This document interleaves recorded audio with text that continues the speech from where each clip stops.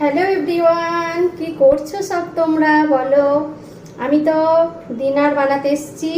তো ডিনারে কি বানাচ্ছি সেটা তোমাদের সাথে শেয়ার করব।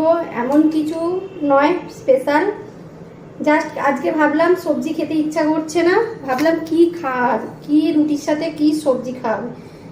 ফ্রিজে ভেন্ডি আছে, বেগুন আছে, তো ওইগুলো আমার ছেলে খায় না। তো ভাবলাম কি বানাবো, সেজন্য দেখো একটু রেডি করে নিয়েছি। এই যে পেঁয়াজ, রসুন, টমেটো, ধনেপাতা, এতে কাঁচা লঙ্কাটা দেব। আর হচ্ছে এই যে কুকারে একটু মুসুর কড়াই, আখা মুসুর কড়াই আর আখা মুগ দেখো উবালে নিয়েছি, নুন দিয়ে একটু সেদ্ধ করে নিয়েছি। তো এটা জাস্ট একটু তড়কা বানাবো। আর ওতে যদি একটু পনির দিতে পারতাম ভালো হতো, পনিরটা খতম হয়ে গেছে, নেই। তো এই দিয়েই বানাবো, কিন্তু রুটির সাথে জাস্ট ব্যাপক খেতে লাগে। তোমরা চাইলে বানিয়ে রুটির সাথে খেতে পারো, বাটার রুটি, নান, কিছুর সাথে খেতে পারো। কিন্তু রাত্রিরে এই যে তরকার রুটিটা জাস্ট অসম লাগে, সত্যি বলছি। তো সেটাই এখন বানাবো। আর আমার ছেলে মেয়ে যেটা খেতে খুব ভালোবাসে।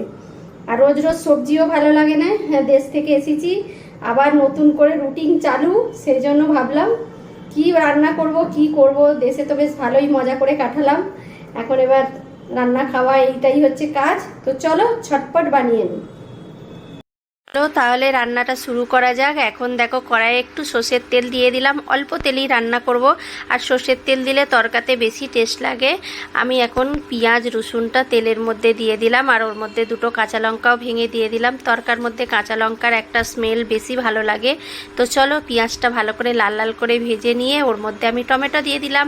টমেটোটা ভাজার পর যে রুটিন মশলা আছে সেগুলো দিলাম, আদা বাটা, জিরে বাটা, লঙ্কা গুঁড়ো, হলুদ গুঁড়ো আর নুন, চিনি সব দিয়ে অল্প জল দিয়ে মশলাটাকে ভালো করে কষে নেব। আর খেতে খুবই টেস্টি হয় রুটির সাথে, তো জাস্ট একদম অসম লাগে। আর দেখো দু রকম যে কড়াই আমি সেদ্ধ করে রেখেছিলাম, ওর মধ্যে মশলাটা কষা হয়ে গেছে, দিয়ে দিলাম। আবার এর মধ্যে ভালো করে দিয়ে এর মধ্যে একটা টুইস্ট আছে যেটা তরকার টেস্টটা আরও বাড়িয়ে দেয়, সেটা হলো ম্যাগি মশলা। ম্যাগি মশলা তরকার মধ্যে দিলে খুব সুন্দর খেতে লাগে। তরকা মশলা দিয়ে তো তোমরা সবসময় খাও বানিয়ে, তো একবার ম্যাগি মশলা দিলে তরকা বানিয়ে খেয়ে দেখবে, খুবই টেস্টি লাগে। আর ওর মধ্যে আমি ধনেপাতা ছড়িয়ে দিলাম, যেটা সেন্ট খুব সুন্দর আসে।